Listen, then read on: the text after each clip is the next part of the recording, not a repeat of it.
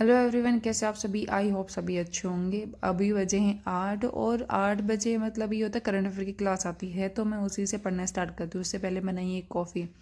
तो मेरे पहले वाले वीडियो में काफ़ी सारे कमेंट आए हुए थे कि मतलब मैं करंट अफेयर कैसे कवर करती हूँ या फिर उसको कैसे रिविजन करती हूँ।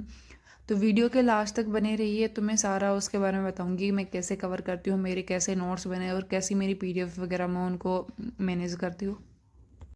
तो आज की क्लास की शुरुआत हुई अभिजीत सर के मोटिवेशनल स्पीच के साथ। मतलब उससे इस क्लास का सबसे अच्छा पार्ट मेरे को यही लगता है कि मतलब सर स्टार्टिंग ही इतना मोटिवेट करके करवाते हैं कि मतलब पूरी क्लास में से एनर्जी बनी रहती है कि मतलब 80% के अप्रोक्स मतलब क्लास में ही याद हो जाता है। उसके बाद जब रिवीजन करते हैं तो थोड़ा मतलब इतना बर्डन नहीं रहता कि हमें कुछ याद नहीं आ रहा। और मतलब मल्टीपल्स टाइम रिवीजन करने के बाद वो सब कुछ एकदम क्लियर याद रहता है कि हाँ इसमें ये आएगा, इसमें ये क्वेश्चंस हैं। तो सर ने बताया कि 9th और मतलब 10th के आसपास अभी मतलब मॉक टेस्ट चल रहा है अन अकेडमी पे, तो फ्री है, वो सब लोग दे सकते हैं उसको। और एक मेरे पहले वाले वीडियो पे कमेंट आया हुआ था कि मतलब करंट अफेयर कब से पढ़ना स्टार्ट करें। तो मेरा ये है कि मैं एक एवरेज स्टूडेंट हूँ और मैं ऐसा कभी नहीं कर सकती कि मतलब प्री वाला पेपर दे हूँ उसके बाद जो 1 महीने का गैप है ना उसमें सारा अपना करंट अफेयर का अपना पूरा कवर कर लूँगी। क्योंकि RRB में होता है 6 मंथ का आता है और SBI वाले में तो ये होता है कि 3 मंथ या फिर 4 मंथ का अप्रोक्स आता है। तो RRB का थोड़ा लेंथी सिलेबस होता है, इसलिए मुझे सारा अभी से कवर करना पड़ेगा ताकि बाद में मुझे अच्छे से रिवीजन के लिए टाइम मिल जाए। मतलब अगर मैं 2 या 3 बार रिवीजन करूँगी तब मुझे श्योर होगा कि हाँ मैं सारे क्वेश्चन करेक्ट कर पाऊँगी उसमें। और ये डाउट नहीं रहेगा कि मतलब इस ऑप्शन में मतलब कौन सा ऑप्शन सही है, क्योंकि थोड़ा थोड़ा डाउट हो जाता है हमें जीके में अगर रिवीजन नहीं करते हैं तो।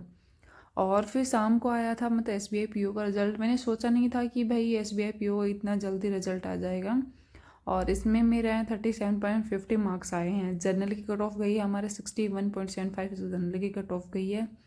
और मतलब अभी ये बोले मई में इसका पेपर है तो इतना जल्दी। और अभी मतलब 24 मार्च को ही इसका प्री हुआ था, लास्ट शिफ्ट थी, और अभी इतना जल्दी उसका रिजल्ट आ गया तो सोचा नहीं था कि इतना जल्दी रिजल्ट निकाल देंगे SBI PO वाले। तो मतलब अभी कट ऑफ दे के मतलब ऐसा नहीं था कि मतलब इतनी है ये, क्योंकि श्योर था कि 800 ही सीट्स हैं तो इतनी कट ऑफ तो जानी ही थी, लेकिन रिजल्ट ऐसा आएगा वो नहीं सोचा था कि इतने कम मार्क्स मिलेंगे। मतलब कहाँ मिस्टेक हुई है, थोड़ा ट्रांसपेरेंसी की भी वो कमी है कि मतलब हमें पता ही नहीं कि कौन सा क्वेश्चन हमारा गलत हुआ है, कौन से क्वेश्चन, क्योंकि मैंने 65 अटैम्प्ट किए थे। और उसके अलावा मतलब ये था कि काफ़ी बार क्वेरी आती है कि CA को कैसे कवर करें, मतलब करंट अफेयर को कैसे कवर करें। तो उसके लिए सबसे बेस्ट होता है कि मैं ऐसे करती हूँ कि सुबह जो क्लास होती है ना, डेली की जो क्लास आती है उनको से पढ़ती हूँ। और उसके बाद जो भी मतलब ये जो क्लासेस वगैरह होती है ना उनसे नहीं पढ़ती ज़्यादा मैं।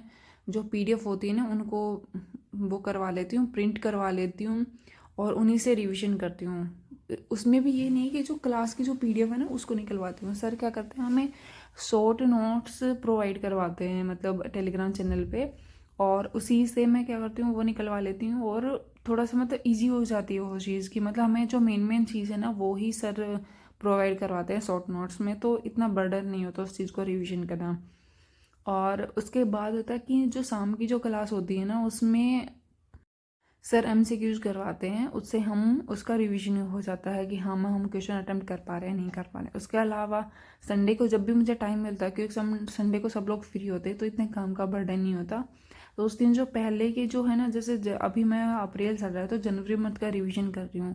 तो मतलब पर डे एक एक दिन का भी रिविज़न कर रही हूँ जनवरी का। और उसके अलावा मैं ये कर रही हूँ कि संडे को जब भी मुझे फ्री टाइम मिलता है ना उसमें मैं जनवरी मंथ का जो भी है उसको रिवीजन कर रही हूँ। ये देखो, ये फ्री अभिजीत सर के जो फ्री क्लासेज होती है ना उसमें आती है MCQ वाली क्लास। डेली करवाते सर, कभी कभी होता है कि कोई हॉलीडे वगैरह या फिर कुछ होता है तब स्किप होती है, वरना मोस्टली ये डेली होती है। ये क्लास फ्री क्लास होती है, इसका कोई चार्ज वगैरह नहीं है, अन अकेडमी पे होती है ये वाली क्लास। इस वाली क्लास का दो बेनिफिट हैं कि एक तो हमारा MCQs करने का मतलब पैटर्न हमें समझ आ जाएगा, दूसरा हमारा रिवीजन हो जाता है, क्योंकि सर इसमें स्टेटमेंट बेस वाले जो क्वेश्चंस है ना मोस्टली वो ही क्वेश्चन करवाते हैं कि हाँ इसमें स्टेटमेंट वाले क्वेश्चंस है। तो देखो, मैंने कल वाली क्लास की थी, कल वाली क्लास सर की हुई नहीं थी, वो पता नहीं क्या प्रॉब्लम हो गई थी उसकी वजह से। ये है मेरी PDF जो मैं प्रिंट करवाती हूँ, शॉर्ट नोट्स हैं देखो। मतलब सारे लगभग मैंने मोस्टली सभी डेज़ की करवा रखी हैं। उसके अलावा मैं आपको दिखाती हूँ कि मतलब इसमें कितने पेजेस वगैरह कितने हैं। तो ये देखो, ये 8 जैन की है, ये 9th जैन की है। उसके अलावा देखो ये 3rd जैन की है। तो मैं आपको दिखाती हूँ कि इसमें सर ने कैसे प्रोवाइड करवा रखे हैं। जो मेन पॉइंट है ना सिर्फ वो ही है, उसके अलावा एक्स्ट्रा कुछ भी नहीं है इसमें। इसमें जो भी मतलब जो पॉइंट आते हैं, मतलब इसमें ये भी है कि ये इंपॉर्टेंट वाला है, तो जब पढ़ते तो उससे पता चल जाता है कि हाँ ये इंपॉर्टेंट वाला, क्लास से पता चलता है, ऐसे नहीं। और जो भी ज़्यादा मतलब इम्पोर्टेंट है तो उनको मैं थोड़ा हाईलाइट कर लेती हूँ कि रिवीजन के टाइम पे नहीं होगा। तो देखो, और ये सिक्स्थ वाली भी मतलब 3 पेजेस में आ जाती है। वैसे मैंने मतलब एक सिंगल साइड ही प्रिंट करवा रखा है, तो मेरे 3 पेज हो रहे हैं। अगर मैं डबल साइड प्रिंट करवाती हूँ ना तो मतलब 1.5 पेज का अप्रोक्स ही बनता है, तो इतना बर्डन नहीं होता कि इतनी PDF इनको रिवीजन कैसे करूँ। उसके बाद शाम को मैंने एक लगाया था, इसमें 44.25 मेरे मार्क्स आए थे। तो देखो ना, मैं अब सिर्फ इस चीज़ पे करती हूँ कि मेरी एक्यूरेसी अच्छी होनी चाहिए, मतलब 90+ या 95+, मतलब अभी तो 90 ही लेके चल रही हूँ कि 90+ मेरी एक्यूरेसी होनी चाहिए।